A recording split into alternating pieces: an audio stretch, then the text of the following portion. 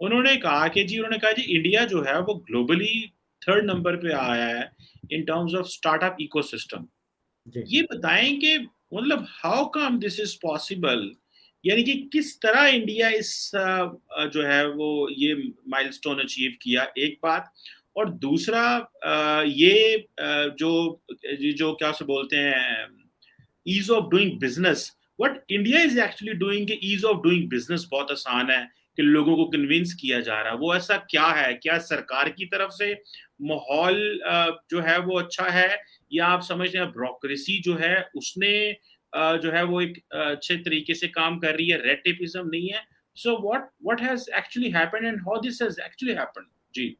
Ji. Thank you Cheema साहब। देखिए, मैं आपको थोड़ा सा इसके डिटेल में बताता हूँ। और चूंकि मेरी खुद की कंपनी स्पीड फंड जो है वो बहुत लार्ज नंबर ऑफ स्टार्टअप्स को मदद करती है। अभी तक हमने करीब 2-2,500 स्टार्टअप्स को सपोर्ट किया है at various levels of training, understanding, making them ready for funds and things like that.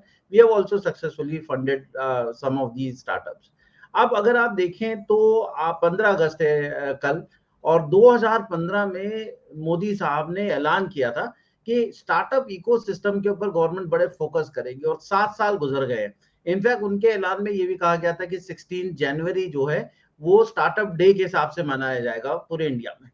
और एक ना देखिए क्या है, कुछ कंट्रीज हैं दुनिया के अंदर, अगर आप उसको यूएस ले ले, इंडिया ले ले, चाइना ले ले, इजराइल ले ले, इनमें ना एक एंटरप्रेन्योरशिप की जो है ना एक हमेशा एक स्ट्रीक रही है। मतलब ये बिजनेस कम्युनिटीज हैं, लोग समझते हैं। और अगर आज की तारीख में देखें तो गवर्नमेंट ऐसा नहीं है कि जिस तरीके की हमारी खुद की पॉपुलेशन 1.25 बिलियन पीपल है और उसको जॉब्स प्रोवाइड करना, और गवर्नमेंट खुद अपने जॉब्स से निकल रही है because they are privatising most of the companies which government earlier used to hold it by itself. Like Air India अगर आप देखें तो अब प्राइवेटाइज हो गई है।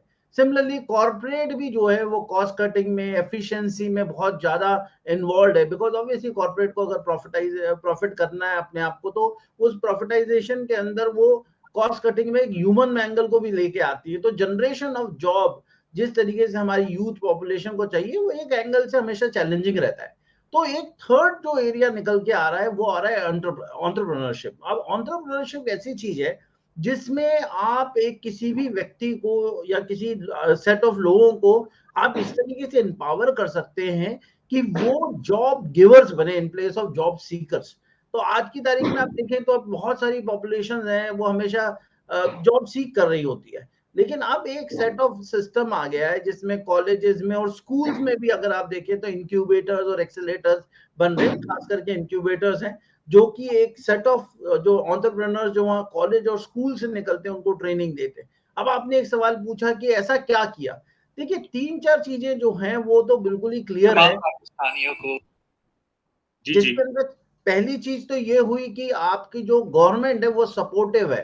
तो गवर्नमेंट सपोर्टिव होने से जो ब्यूरोक्रेसी और ये सब चीजें थी जिसके अंदर की registration of A company, operation, bank accounts, financing, ये चीजें और स्टार्टअप लोन्स हैं, वो सारी चीजें थोड़ी ईज आउट हो गई हैं। सेकेंड पॉइंट है कि वो स्टार्टअप जब बड़ा होता है तो वो उसको या तो कोई अक्वायर करता है या वो अपना बिजनेस चलाते हैं। तो आज की तारीख में कॉर्पोरेट भी बहुत सारे स्टार्टअप्स को सपोर्ट करने लगा है कि ये वो off beat technology, off beat area जहाँ कॉर्पोरेट का फोकस नहीं होता, तो वो बहुत कोशिश करते हैं कि ये जो टेक्नोलॉजी अगर कोई स्टार्टअप डेवलप कर रहा है तो उसको एक्वायर कर लेते हैं। तो रिलायंस ने करीब 19-20 स्टार्टअप को एक्वायर कर लिया। सेम उसी तरीके से जैसे गूगल है या फेसबुक है, ये सारे लोग भी जो है अच्छे स्टार्टअप्स को एक्वायर कर लेते हैं और उसके अंदर भी बड़ी ग्रोथ मिलती है। तो ये जो एक तो आपके पॉपुलेशन है जो कि एजुकेटेड है, विलिंग है और एंटरप्रेन्योरशिप में बिलीव करती है। दूसरी जो गवर्नमेंट है जो उसको सपोर्ट करती है। तीसरी जो है कॉर्पोरेट जो उसकी नीड वो समझती है और उसको उस तरीके से अपना टेक्निकल सपोर्ट दे के उसको एक्वायर करती है। तो ये तीन जो सेट ऑफ लोग जब कॉमन प्लेटफॉर्म पे आ गए तो इट स्टार्टेड ग्रोइंग। तो you are very right to say we have the third